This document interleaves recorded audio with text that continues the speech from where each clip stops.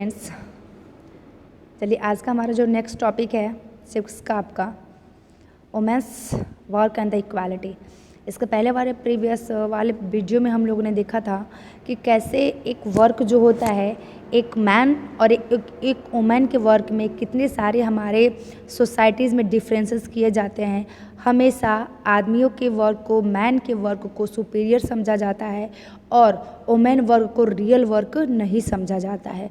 तो इन सारे मैटर्स को, इन सारे टॉपिक्स को हम लोगों ने प्रीवियस वीडियो में कंप्लीट किया है।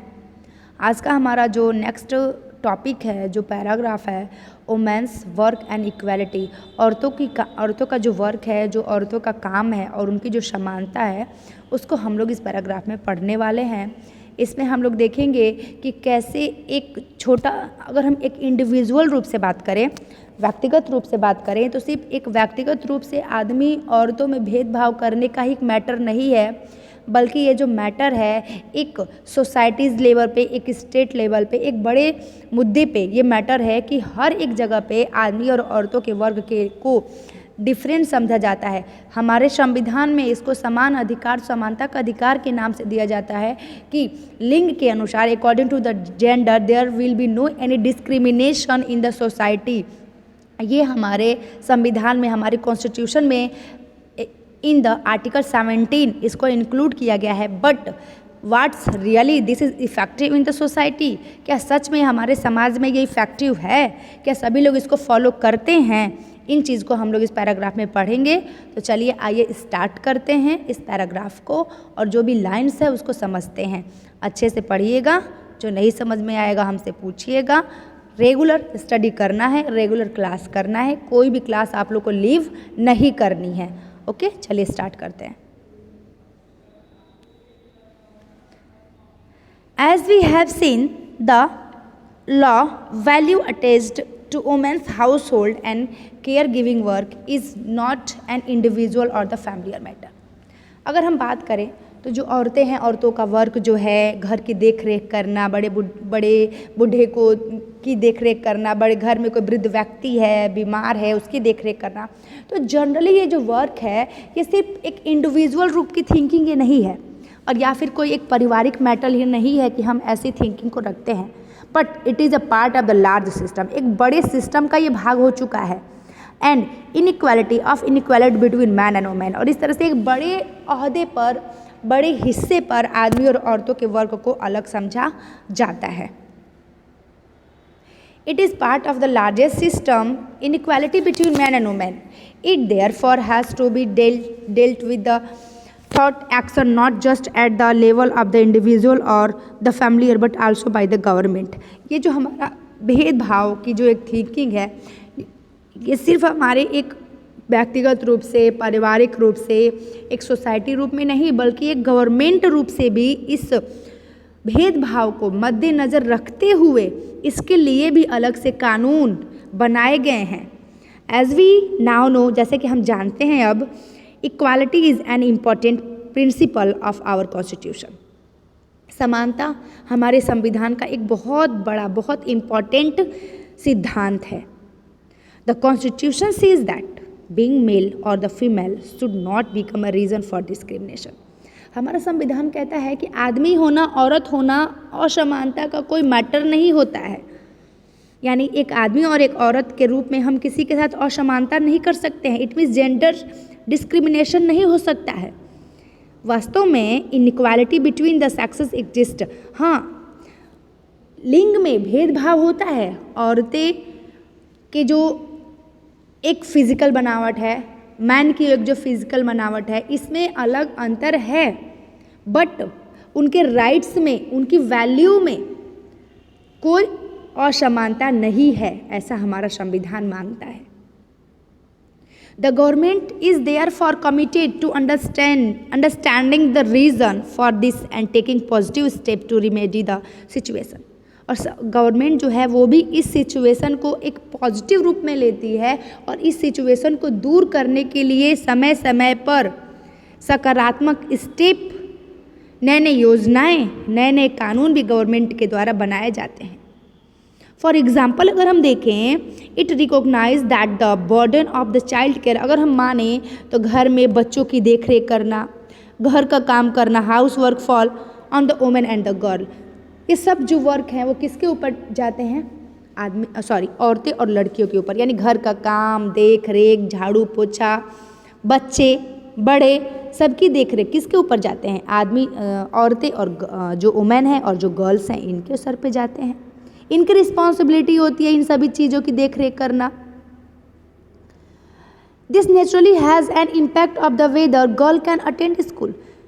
तो आप ही बताइए, इतना सब वर्क करने के बाद क्या कोई लड़की रेगुलर स्कूल अटेंड कर सकती है जिसके पास इतनी रिस्पॉन्सिबिलिटी हो? It determines weather women can work outside the house and what kind of job and the carriers they can have. इतना हम घर पे वर्क करें, फिर हम पढ़ने भी जाएं, हम बाहर जॉब करने भी जाएं, इसके साथ साथ हम सब कार्य को कैसे करें, कैसे एक औरत पूरे घर को संभाल करके अपने जॉब को भी करेगी, अपने कैरियर को भी संभाल सकती है।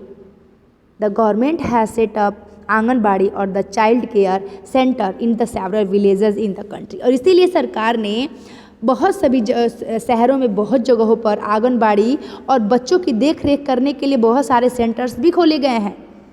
The government has passed law that make it mandatory for organizations that have more than the 30 women employees to provide the creches facility। सरकार ने भी ये नियम बनाया है कि जिस भी संस्था में 30 यानी 30 से अधिक औरतें एम्प्लॉय हैं, अगर किसी संस्था में काम करने वाले जो लोग हैं उसमें 30 से अधिक औरतें हैं, तो वहाँ पर जो भी आंगनबाड़ी की या फिर क्रेचेस की जो भी फैसिलिटीज़ होती है वो सब वहाँ पे प्रोवाइड की जानी चाहिए। ऐसा कौन मानता है? सरकार ऐसे योजनाएं बनाए रखी है।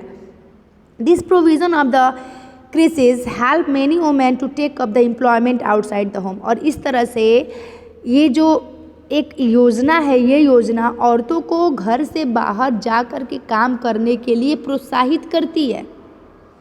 It also make it possible for more girl to attend school. और इस तरह से आंगनबाड़ी या फिर क्रेचेज है या फिर बच्चों की देख रेख के लिए जो छोटे मोटे सेंटर्स बनाए गए हैं, तो इनकी सहायता से औरतें हैं, लड़कियां हैं, स्कूल भी जाती हैं और अपने एजुकेशन को भी अटेंड करती हैं।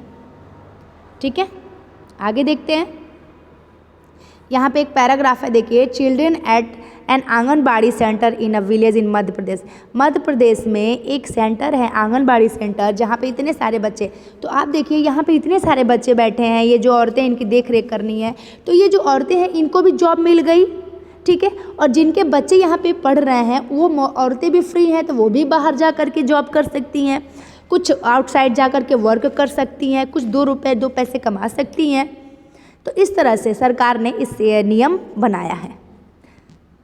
सस्टेनेबल डेवलपमेंट गोल SDG, यहाँ पर देखिए औरतों के लिए जेंडर इक्वालिटी के लिए एक फिगर यहाँ पे है, गोल 5 है, जो योजना है एक सरकार के द्वारा जो 2004 में पारित की गई है।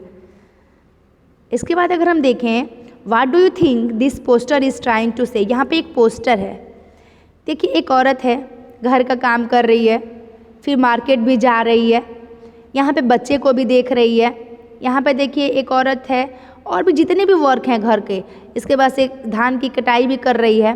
तो इस पोस्टर के जरिए जिसने भी इस पोस्टर को बनाया है वो क्या कहने की कोशिश कर रहा है? देखिए यहाँ पे लिखा है महिला जागरण केंद्र पंचवटी नगर राजेंद्र नगर पटना का ये चैप्टर यहाँ पे पोस्टर है। इसमें लिखा गया है, मैं हर कहीं मौजूद मेरी अनदेखी और नहीं संभव, कौन सी वह तुम्हारी उपलब्धि जिसमें मेरा नहीं यह भाग, औरत को चाहिए अपना अधिकार। तो कितना अच्छा ये पोस्टर है। इसमें ये दिखाया गया है कि एक जो औरत है वो घर के हर एक वर्क में, हर एक काम में आदमी का सपोर्ट करती है, और बिना औरत के सपोर्ट के कभी भी आदमी सक्सेस नहीं हो सकता है, हमेशा उसके पीछे हेल्प होगा औरत का। बट हम क्या करते हैं, हम लोग उन औरतों की हेल्प नहीं करते हैं और ना ही उनका नाम कभी सामने आने देते हैं। यहाँ पे एक बांग्ला प्रिंट है, देखिए बांग्ला में बना हुआ ये प्रिंट है। इसमें लिखा गया है, this poster was created by a women's group in the Bengal. Bengal की औरतों के द्वारा ये प्रिंट किया गया है poster. Can you write an interesting slogan for this poster? क्या इस पोस्टर पे आप एक स्लोगन एक पोयम छोटी मोटी क्या आप लिख सकते हैं? देखिए एक औरत है, इसके कितने हाथ हैं? एक हाथ में मटका है, एक बच्चा है, झाड़ू है, पोछा है, कलम है, सुई धागा है, कपड़ा है, सब है ना इसके हाथों में। और ये सब वर्क ये करती है, तब जा कर के कहीं एक जो फैमिली है वो कंप्लीट होती है इनके वर्क से। ठीक है, तो ये हमारा जो चैप्टर है मे बी आज कंप्लीट हो गया। कल हम लोग इसके एक्सरसाइज को कंप्लीट कर लेंगे और फिर सिविक्स हमारा जो है इसके बाद मैं आप लोग को बता दूंगी कल कि क्या पढ़ना है। वो बुक आप लोग को अभी मैं देखूंगी कि किस में सिलेबस ज़्यादा चल रहा है, हिस्ट्री में कि सिविक्स में कि जियोग्राफी में, उसके अनुसार मैं आप लोगों को कल बता दूंगी कि कौन से बुक को पढ़ना है। ठीक है, तो आज के लिए इतना ही। इस चैप्टर को पढ़ लीजिएगा, पढ़ने के बाद इसकी जो ग्लोसरी है इसको कॉपी पे लिख लीजिएगा। टोटल जो ग्लोसरी है इसको कॉपी पे लिख लीजिएगा और इसका क्वेश्चन आंसर कल हम आप लोगों को लिखवा देंगे। Okay, bye students.